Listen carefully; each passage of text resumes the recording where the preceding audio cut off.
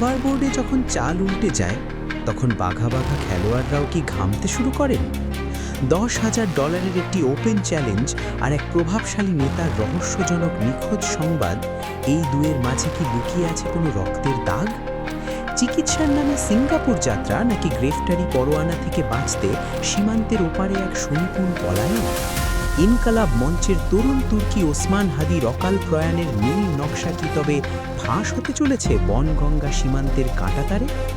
আজ পর্দা উঠবে এক সুগভীর ষড়যন্ত্রের, যেখানে ক্ষমতার দাপট আর প্রাণের ভয়ে মাঝপথে থেমে গেছে এক ঐতিহাসিক নাটক। শেষ পর্যন্ত কি ধরা পড়লেন পর্দার পেছনের আসল মাস্টারমাইন্ড? রাজনীতিতে শেষ কথা বলে কিছু নেই, এই কথাটি যতটা সত্য তার চেয়েও বড় সত্য হলো অপরাধ কখনো তার পদচিহ্ন মুছে ফেলতে পারে না।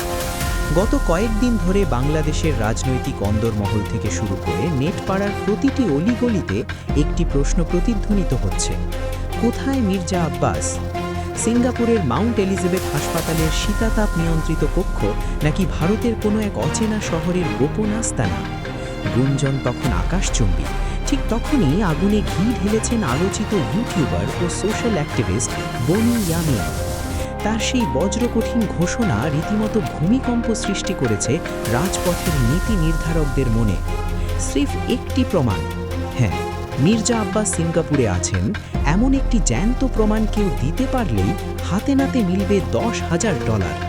কিন্তু 15 দিন পেরিয়ে গেলেও সেই পুরস্কার দাবি করার মতো কেউ কি সামনে এসেছেন?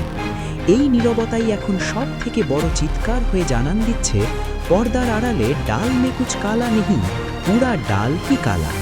হ্যাঁ, এই রহস্যের সুতো খুঁজতে আমাদের ফিরে যেতে হবে ঢাকা ৮ আসনের সেই তপ্ত রাজপথে, যেখানে আধিপত্য আর ক্ষমতার লড়াইয়ে এক উদীয়মান নক্ষত্রকে নিভিয়ে দেওয়ার এক জঘন্য মহড়া চলেছিল। ইনকিলাব মঞ্চের প্রিয় মুখ, তারুণ্যের প্রতীক শহীদ ওসমান হাদি, যার ক্রমবর্ধমান জনপ্রিয়তা হয়ে দাঁড়িয়েছিল প্রবীণ রাজনীতিকদের মাথা ব্যথার কারণ। অভিযোগের আঙুল ওঠে, হাদিকে রাজনৈতিকভাবে মোকাবিলা করতে ব্যর্থ হয়ে বেছে নেওয়া হয়েছিল এক অন্ধকার পথ। ভাড়াটে খুনিদের লেলিয়ে দিয়ে পথের কাঁটা পরিষ্কার করার সেই চক্রান্ত কি তবে সফল হয়েছিল? আপাতদৃষ্টিতে মনে হয়েছিল খুনিরা পার পেয়ে গেছে, কিন্তু বিধাতা হয়তো অন্য কিছু লিখে রেখেছিলেন। ঘটনা প্রবাহ নাটকীয় মোড় নেয় গত 7ই মার্চ, যখন সীমান্তের ওপারে ভারতের উত্তর 24 পরগনা জেলার বনগা বর্ডার এলাকায় ধরা পড়ে এক ভয়ঙ্কর অপরাধী। নাম তার ফয়সাল করেন মাসুদ, অপরাধ জগতের ডন হিসেবে যার পরিচিতি সুবিদিত। সাথে ছিল তার বিশ্বস্ত সহযোগী আলমগীর। শহীদ হাদি হত্যাকাণ্ডের এই মূল কালপ্রিট যখন ভারতীয় সীমান্তরক্ষী বাহিনীর জালে বন্দী হয়, তখনই ঢাকার এক প্রভাবশালী নেতার ড্রয়িং রুমে ভয়ের ঠান্ডা স্রোত বয়ে যায়। প্রশ্ন জাগে, এই ডন মাসুদ কি তবে বর্ডার পার হয়ে নিজের পুরনো আস্তানায় ফেরার চেষ্টা করছিল, নাকি তাকে বিদেশে পাড়ি দেওয়ার সুযোগ গড়ে দিতে কেউ পেছন থেকে কলকাঠি নাড়ছিল? মাসুদ ধরা পড়ার খবরটি যখন বুনো আগুনের মতো ছড়িয়ে পড়ে, তখনই শুরু হয় আসল ক্লাইম্যাক্স। কারণ ইনভেস্টিগেটিভ সোর্সের দাবি, মাসুদ যদি একবার ভারতীয় পুলিশের কাছে মুখ খোলে, তবে সেই জবানবন্দিতে এমন একজনের নাম বেরিয়ে আসবে যা শুনলে গোটা দেশ স্তব্ধ হয়ে যাবে। আর সেই আতঙ্কই কি শুরু হলো অসুস্থতার এক নিপুণ মঞ্চায়ন। দিনটি ছিল 11ই মার্চ, পবিত্র রমজানের একটি শান্ত বুধবার। ইফতারের দস্তরখানে যখন আজানের অপেক্ষা, ঠিক তখনই ঘটে সেই অভাবনীয় ঘটনা। এক ঢোক পানি গলায় নামাতেই হঠাৎ সংজ্ঞাহীন হয়ে পড়েন মির্জা আব্বাস। পরিবারের সদস্যরা তড়িঘড়ি করে গভীর রাতে তাকে ভর্তি করান ঢাকার এবার কেয়ার হাসপাতালে। জানানো হলো মাথায় গুরুতর ইনফেকশন, কিন্তু জনমনে প্রশ্ন দানা বাঁধল অন্য জায়গায়। অসুখটা কি সত্যিই মাথায়, নাকি মনের গহীন কোণে বাসা বাঁধা সেই 7ই মার্চের আতঙ্ক? সমালোচকদের দাবি, ডন মাসুদ ধরা পড়ার পর থেকে যে স্নায়বিক চাপ তৈরি হয়েছিল তা সহ্য করার ক্ষমতা হয়তো হারিয়ে ফেলেছিলেন এই বাঘা নেতা। আর তাই গ্রেফতারি এড়াতে বা জনরোষ থেকে বাঁচতে অসুস্থতার এক ঢাল তৈরি করা হয়েছিল। কিন্তু নাটক তো এখানেই শেষ নয়, এর পেছনে লুকিয়েছিল আরও এক বিশাল নীল নকশা। সত্য যখন চাপা দেওয়ার চেষ্টা করা হয়, তখনই অনুসন্ধানী সাংবাদিকতা হয়ে ওঠে অন্যায়ের বিরুদ্ধে তলোয়ার। ডন মাসুদ কি তবে আদালতের সব সত্য উগরে দেবে? আর সেই সত্যের ভয়েই কি আজ মির্জা আব্বাস দেশ ছাড়া? আব্বাস সাহেবকে যখন চিকিৎসার বাহানায় সিঙ্গাপুর পাঠানোর তোড়জোড় চলছিল, ওদিকে ভারতের গোয়েন্দা সংস্থা এসটিএফ কিন্তু বসেছিল না। তাদের জালের ছিদ্র দিয়ে গলে যাওয়া যে কতটা অসম্ভব তার প্রমাণ মিলল ১৩ই মার্চ ভোরে। নদিয়া জেলার শান্তিপুর বাইপাস এলাকা থেকে গ্রেফতার করা হয় ফিলিপ সাংমা নামের এক ব্যক্তিকে। এই ফিলিপই ছিল সেই ব্যক্তি যে হাদিকে হত্যার পর মাসুদ আর আলমগীরকে মেঘালয় সীমান্ত দিয়ে বেআইনিভাবে ভারতে পার করে দিয়েছিল। একে একে সব গুটি যখন আইনের খাঁচায় বন্দী হচ্ছে, তখন দাবার রাজা কি আর শান্তিতে সিঙ্গাপুরের কেবিনে শুয়ে থাকতে পারেন? বানি আমিনের সেই দাবি যদি সত্যি হয়, অর্থাৎ চিকিৎসার নাম করে যদি মির্জা আব্বাসকে ভারত সীমান্ত পার করে দেওয়া হয়ে থাকে, তবে এটি হবে এই শতাব্দীর সবথেকে বড় রাজনৈতিক চাতুরি। গত ১৫ দিন ধরে একজন হাই প্রোফাইল নেতার কোনো ছবি নেই, কোনো ভিডিও বার্তা নেই, এমনকি হাসপাতালের কোনো আনুষ্ঠানিক বুলেটিন নেই। কেন এই রহস্যের ঘনঘটা?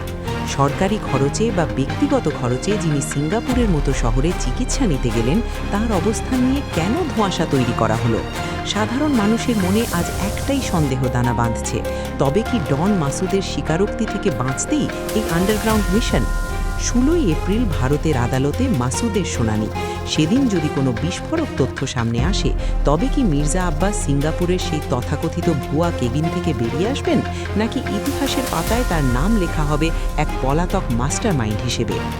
দাবার বোর্ডে যখন রাজা একঘরে হয়ে যায়, তখন তার শেষ আশ্রয় হয় পালানোর পথ খোঁজা। কিন্তু সেই পথ যদি হয় বিশ্বাসঘাতকতা আর মিথ্যা রীতে তৈরি, তবে পতন নিশ্চিত। আমরা আগের পর্বে দেখেছি কিভাবে ডন মাসুদের গ্রেপ্তারি মির্জা আব্বাসের সাজানো সাম্রাজ্যে কাঁপন ধরিয়ে দিয়েছে। কিন্তু প্রশ্ন হলো, সিঙ্গাপুরের নাম করে কেন ভারতকে বেছে নেওয়া হলো? বানি আমিনের সেই $10,000 চ্যালেঞ্জ কি তবে স্রেফ কোনো বাগাড়ম্বর ছিল না? আজ আমরা সেই ধোঁয়াশার ভেতরে প্রবেশ করব, যেখানে লুকিয়ে আছে এক বিশাল পলিটিক্যাল আইওয়াশ। গত ১৫ দিন ধরে একটিও ছবি নেই।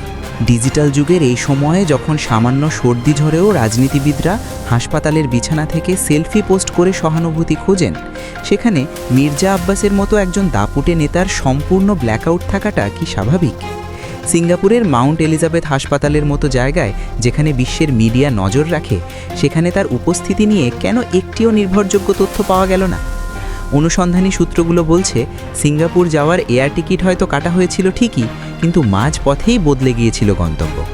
কারণ সিঙ্গাপুর থেকে কাউকে ফিরিয়ে আনা যতটা কঠিন, ভারতের কোনো গোপন আস্তানা থেকে অদৃশ্য হয়ে যাওয়া তার চেয়েও সহজ। তদন্তের গভীরে গেলে দেখা যায়, ১১ই মার্চের সেই ইফতারের নাটক ছিল এক মাস্টার স্ট্রোক। ইফতারের থালা সামনে নিয়ে জ্ঞান হারানোর গল্পটি সাধারণ মানুষের মনে আবেগ তৈরি করার জন্য যথেষ্ট ছিল। কিন্তু যারা রাজনীতির অলিগলি চেনেন, তারা জানেন ৭ই মার্চ ডন মাসুদ ধরা পড়ার পর থেকে মির্জা আব্বাসের রাতের ঘুম হারান হয়ে গিয়েছিল। মাসুদ আর আলমগীর ছিল তার সেই বিশ্বস্ত জল্লাদ, যারা হাদিকে পৃথিবী থেকে সরিয়ে দেওয়ার মিশন সম্পন্ন করেছিল। এখন সেই মাসুদ যদি ভারতের এসটিএফ পুলিশের রিমান্ডে মুখ খুলতে শুরু করে, তবে আব্বাস সাহেবের সিঙ্গাপুরের এসি কেবিন কি তাকে রক্ষা করতে পারবে? ১৩ই মার্চ শান্তিপুর বাইপাস থেকে ফিলিপ সাংমার গ্রেফতারি ছিল কফিনের শেষ পেরেক। এই ফিলিপই ছিল সেই ব্যক্তি যে হাদি হত্যাকাণ্ডের পর খুনিদের ভারতের মেঘালয় সীমান্তে আশ্রয় দিয়েছিল। অর্থাৎ খুনিদের পালানোর প্রতিটি ধাপ ছিল সুপরিকল্পিত। এখন প্রশ্ন জাগে, খুনিদের যারা আশ্রয় দেয়, তাদের পালানোর পথটা কি সেই একই মাস্টার মাইন্ডের তৈরি করা নয়? বনি ইয়ামিনের বাবিটি এখানেই প্রাসঙ্গিক হয়ে ওঠে। তিনি সরাসরি অভিযোগ করেছেন, চিকিৎসার নামে মির্জা আব্বাসকে সিঙ্গাপুর থেকে ডাইভার্ট করে সোজা ইন্ডিয়াতে পাচার করা হয়েছে, যাতে করে মাসুদের মুখোমুখি কোনো বয়ান বা প্রমাণ জোগাড় করা অসম্ভব হয়ে পড়ে। তা দর্শক, এই সকল মাস্টারমাইন্ডের ভিডিওগুলো সবার আগে পাওয়ার জন্য আমার ছোট্ট ড্যান্ডিং নিউজ টুডে চ্যানেলটিকে সাবস্ক্রাইব করে আমাদের পাশেই থাকবেন এবং শেয়ার করে অন্যকে দেখার সুযোগ করে দেবেন। সকলেই ভালো থাকবেন, সুস্থ থাকবেন। আল্লাহ হাফেজ।